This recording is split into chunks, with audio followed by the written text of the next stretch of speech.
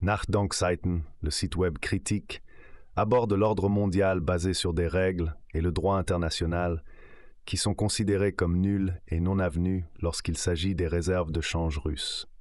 Gensberger rapporte que l'une des sanctions occidentales les plus douloureuses contre la Russie a été le gel des avoirs étrangers de la Banque centrale russe. Initié par les États-Unis, un débat a éclaté au niveau européen sur la possibilité de confisquer ces fonds et de les transférer comme une forme de compensation pour les dommages de guerre à l'Ukraine. En Allemagne, les politiciens des Verts sont particulièrement séduits par cette idée. La Commission européenne, en revanche, est plus réservée et envisage de transférer uniquement les revenus d'intérêt de ces fonds russes à Kiev. Du point de vue du droit international, une telle confiscation est clairement interdite et les conséquences d'une telle violation seraient graves. Cela montre une fois de plus que l'ordre mondial basé sur des règles que l'Occident promeut n'est qu'un terme de combat et que l'Occident lui-même viole toutes les règles lorsqu'il en tire avantage. Mais le monde ne fonctionne plus selon ce principe au XXIe siècle. Il s'agit de sommes considérables. Les pays du G7 ont gelé environ 265 milliards d'euros d'avoirs de la Banque centrale russe sur la base des sanctions. Seule une somme à un chiffre en milliards se trouve aux États-Unis. La majorité, 206 milliards d'euros, est retenue par l'UP Roman. Sur ce total, 180 milliards sont sur les comptes de la société belge Euroclear, le reste étant principalement détenu par la société concurrente luxembourgeoise Clearstream. Quels sont ces fonds? Dans le langage courant, on peut désigner ces montants comme les réserves de change russes en euros. Chaque État possède des réserves de change dans différentes devises étrangères, et ces fonds doivent être techniquement enregistrés sur les comptes d'une banque, ou mieux, d'un dépositaire central, en anglais CSD. Le dépositaire central doit appartenir au système de banque centrale de l'espace monétaire dans la devise duquel les réserves sont libellées. Euroclear, avec des dépôts d'une valeur d'environ 34 billions d'euros, est le deuxième plus grand dépositaire central du monde après la DTCC, qui appartient au système de la Réserve fédérale américaine. Même si les dépositaires centraux conservent de très grandes sommes pour des clients internationaux, ils sont juridiquement soumis aux lois du pays dans lequel ils sont enregistrés. Euroclear est basé à Bruxelles et est donc d'un point de vue juridique un institut belge. Cependant, les réserves de change d'une banque centrale ont, contrairement par exemple aux soldes gérés par des banques ou des sociétés de fonds, une position juridique particulière. Elles font partie des actifs étatiques et sont protégées par le droit international. Les tribunaux nationaux ne peuvent donc pas accéder à ces actifs sur la base des lois nationales. Il existe cependant des exceptions fondées sur le droit international. Ainsi, une résolution du Conseil de sécurité de l'ONU, un jugement de la Cour internationale de justice ou un traité bi- ou multilatéral, par exemple un traité de paix, peut lever l'immunité de certains actifs étatiques. Dans le cas des réserves de devises gelées de la Banque centrale russe, aucun de ces points n'est applicable. Au contraire, selon le droit international, le gel de ces actifs constituait déjà un délit car il n'existait ni mandat de l'ONU, ni jugement de la Cour internationale de justice, ni accord avec la Russie qui aurait légitimé cette démarche. Comment se fait-il que des politiciens allemands et européens demandent ouvertement une violation du droit international? Il s'agit ici de realpolitik. Le gouvernement américain, en pleine campagne électorale, fait face à des problèmes politiques internes de plus en plus importants, ayant du mal à fournir d'autres milliards de dollars pour l'Ukraine. Le moyen le plus simple de continuer à livrer des armes pour plusieurs milliards en Ukraine serait de faire payer la facture par quelqu'un d'autre. Les réserves de devises gelées de la Russie seraient bien entendu parfaites pour cela. Faire payer l'État qui, du point de vue occidental, a envahi l'Ukraine pour les armes ukrainiennes aurait aussi une certaine ironie. Et de toute façon, les Américains ne se préoccupent pas vraiment du droit international. La majeure partie de ces fonds ne se trouve pas aux États-Unis, mais en Belgique, et ne peut donc être confisquée par les États-Unis, mais seulement par la Belgique et l'UE. Un plan made in USA. L'idée est géniale du point de vue américain. Le gouvernement n'a plus à se disputer avec le Congrès dominé par les républicains sur la libération des fonds avec lesquels les livraisons d'armes américaines étaient jusqu'à présent financées aux frais du contribuable américain. Les entreprises américaines reçoivent à la place de l'argent russe, l'Ukraine obtient des armes américaines et l'UE assume la responsabilité juridique et politique de cette manœuvre. Cette manœuvre correspond tout à fait aux préférences des Américains. Il n'est donc pas surprenant que ce soit surtout les politiciens pro-américains en Europe et en Allemagne qui soient enthousiasmés par ce plan. En Allemagne, les Verts sont parmi les grands partisans de ce plan, clairement contraire au droit international, tant pour le thème de l'ordre mondial basé sur des règles et les Verts. Cependant, ce plan va un peu trop loin pour l'humour. On croit avoir trouvé une faille légale dans les petits caractères.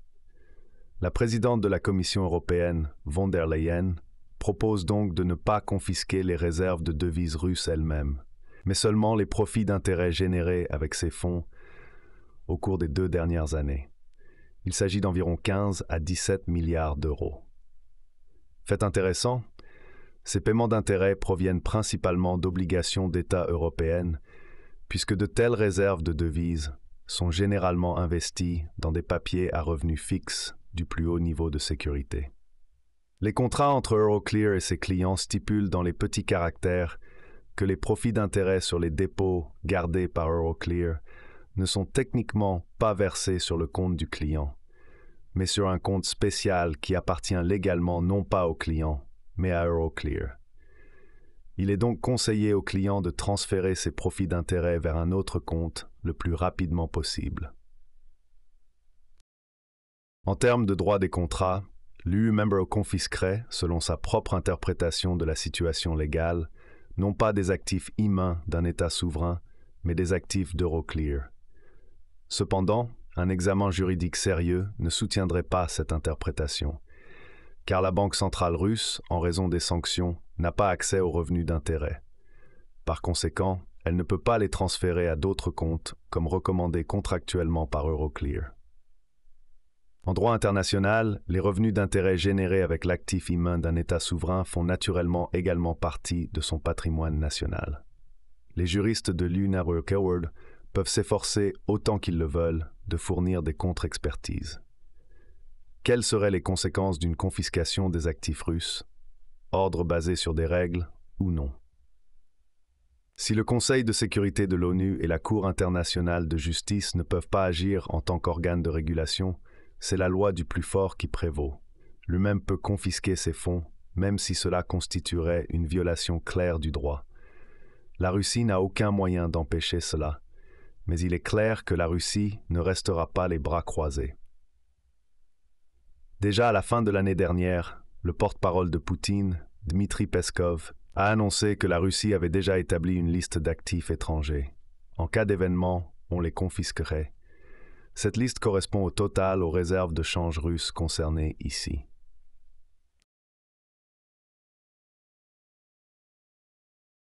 Et ici, les choses deviennent déjà délicates, car malgré les sanctions, les entreprises occidentales possèdent encore d'importants actifs en Russie, qui pourraient être confisqués par la Russie en cas d'événement. Mais il n'est pas nécessaire d'en arriver là. La Russie pourrait, contrairement à l'Occident, suivre l'ordre basé sur les règles, emprunter la voie légale et poursuivre Euroclear devant les tribunaux internationaux. Les conséquences? Les entreprises américaines auraient les revenus, les Ukrainiens les armes, le gouvernement américain n'aurait rien à payer, et la facture pour tout cela serait une fois de plus présentée aux Européens, donc en fin de compte aux contribuables européens. Un plan que les États-Unis apprécieraient certainement. D'énormes dommages collatéraux. Mais même cela serait en fait une vision à court terme, car les dommages collatéraux s'étendraient également aux États-Unis. Même si l'ordre basé sur les règles tant citées en politique étrangère représente de facto une lex americana, le système financier mondial fonctionne bien sur la base de règles. C'est très simple. Si un État vole tout simplement l'argent d'un autre État, non seulement cet État volé, mais aussi tous les autres États en tireront des leçons. En particulier en Chine, on suivra le débat avec beaucoup d'intérêt. Il n'y a pas de raison vraiment convaincante pour que la plupart des pays du monde doivent détenir la majorité de leurs réserves monétaires en dollars américains ou en euros. De même, il n'y a pas de raison vraiment convaincante pour qu'ils doivent placer ou investir leurs actifs aux États-Unis ou dans la zone euro.